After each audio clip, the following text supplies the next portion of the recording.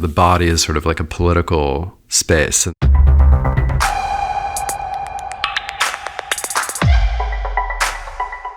Welcome to The Love of Art, the Perrotin podcast. Here, artists speak about other artists that fascinate them. Musicians, writers, filmmakers, actors, designers, in a very personal way. We believe that art belongs to everyone. As French sociologist Pierre Bourdieu wrote in L'amour de l'art, culture is not a privilege bestowed by nature. If everyone had the means to obtain it, it would belong to everyone. Nick Doyle infiltrates the vocabulary of Americana to examine greed, excess, and toxic masculinity. By employing materials that hold cultural significance, the artist both reflects on and critiques social and political agendas that are often at play in contemporary life and visual culture. In this episode, he talks about American artist, designer, and writer Pippa Garner. Enjoy! So I grew up in Los Angeles in Southern California. I kind of grew up like in the foothills of the Sierra Madre Mountains. I went to sort of high school there. I was sort of raised going to a Quaker church. So my mother is a Quaker and a screenwriter for television in the 90s. My dad was also sort of a local politician. He was the mayor of the town I grew up in. So this kind of interesting interplay between moving image culture and then also sort of local politics and things like that. My mother has a huge theater background, so that was a very big thing in my family. Like I used to be part of like a local theater for a long time as a child, and like my whole family was involved in that. And also my dad's like a classically trained pianist, so I'm also a classically trained violinist, so it's kind of like there was a lot of creativity involved, and it was a very like respected thing in my family. So creativity, philosophy, higher education, things like that. I was in a youth orchestra from like the age of like 6 till 12. I ended up transitioning to playing guitar, and then I picked up drums. I play a number of instruments at this point, but it was very creative and fun. And, I became like a punk kid and started doing tons of drugs and like getting into psychedelic rock and things like that. So I had my fun with it. I was always drawing, so it was like I was always getting in trouble in class, but not because I was like doing bad at school, but I was distracting other people because I was just constantly drawing. I think I was just really bored. And then I found out about this arts high school called Americana High School for the Arts. So I went there, and that kind of sort of really opened up my life because it exposed me to just, it's like a magnet school, so you have to apply to get in as a teenager. And so kind of exposed me to tons of other talented kids. And then it was LA County Public High School, so it was pulling kids from all different aspects, all different social classes. I had a great time, and I think it was one of sort of like the most eye-opening art experiences I've ever had. And it also like allowed me space to grow, but also just like space to sort of like be different. And I think that was a really important thing for me starting out because, when you live in conservative environments and things like that, there's not a lot of room to sort of like explore or be different any embraced way. And I think I kind of have always just been that. So I'm like, I don't feel comfortable being vulnerable, but I find myself being really vulnerable with a lot of people. And I think that's pretty atypical for American men to be. And I think a lot of my work comes out of like the suffering of masculinity, of not being able to sort of express your emotions and sort of deal with them. So I'm kind of like indexing and discussing a lot of the sort of toxic ways that men deal with their feelings. I feel like Pippa has sort of been in the culture in ways that like haven't been like, oh, this is Pippa, but like people have been doing things like mimicking what she's been doing for a long time. But I actually just came across her work at the Whitney Biennial last year because she had a presentation of these wonderful, they're kind of like all these drawings of like fake machines of like to like improve.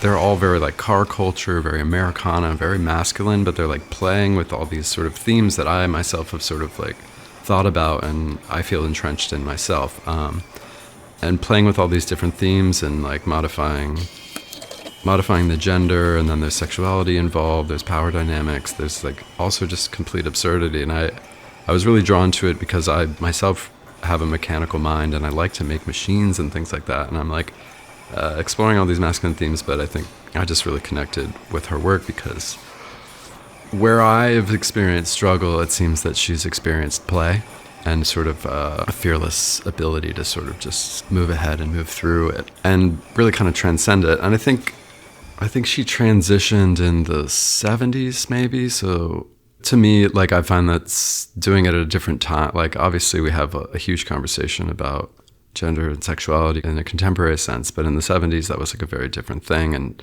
going about that and the way that she thinks about, I don't know if I want to say that she thinks that way, but what I get from it is that the body is sort of like a political space, and that, there is something about being able to control and having control over yourself and your body and being able to sort of define the terms within which you are being seen by other people. And I think she really played with that, and then also played with the economy of the body and the economy of self and how we sort of sell ourselves, and really exploited that as like a creative space for her. And I really sort of like appreciate that. And I think about these things all the time because I'm always trying to position the experience or the feeling of life in the sort of contemporary, in all these sort of different contexts. I think of art as like an act of service. So it's like, you're doing things, even though, yes, I'm doing things in the spirit of like me processing reality and things like that, I do think that the role of an artist is sort of occupy spaces that allow other people to feel things that they can't identify yet. And I think when I look at Pippa's work, I feel seen and I feel like I can identify and feel safe traveling through these different spaces. It's not just her life. Like, she transformed her body. She got all these like crazy tattoos of like bra and panties, and like her whole being was this expression of her spirit.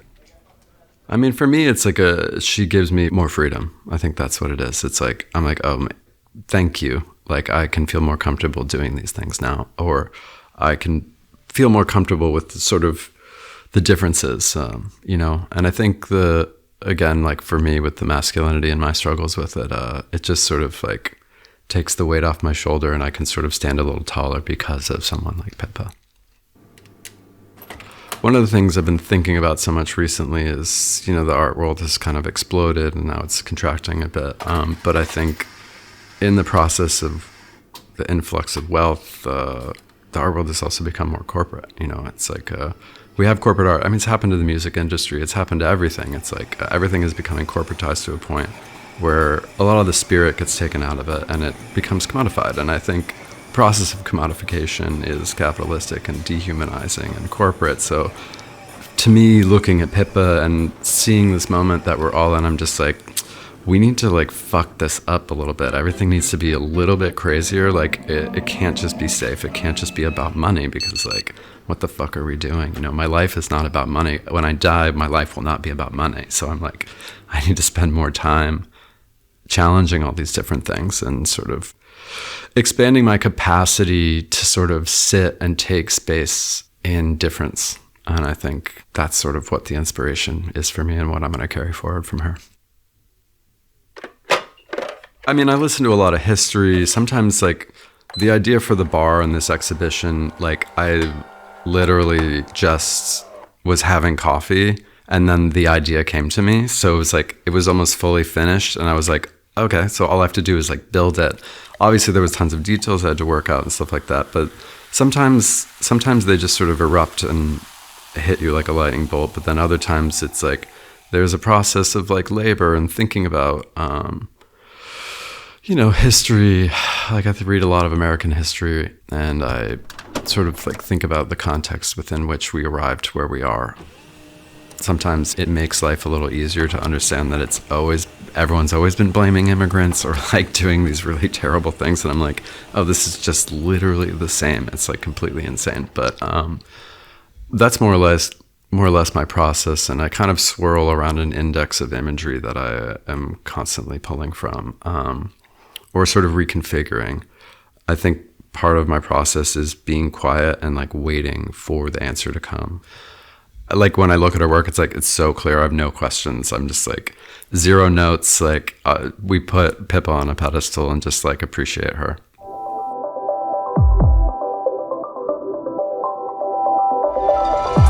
We hope you enjoyed this discussion with Nick Doyle on Pippa Garner. Please subscribe to our podcast channel and follow us on social media at Perrotin so you won't miss any episodes or news. See you soon with more artists on the love of art.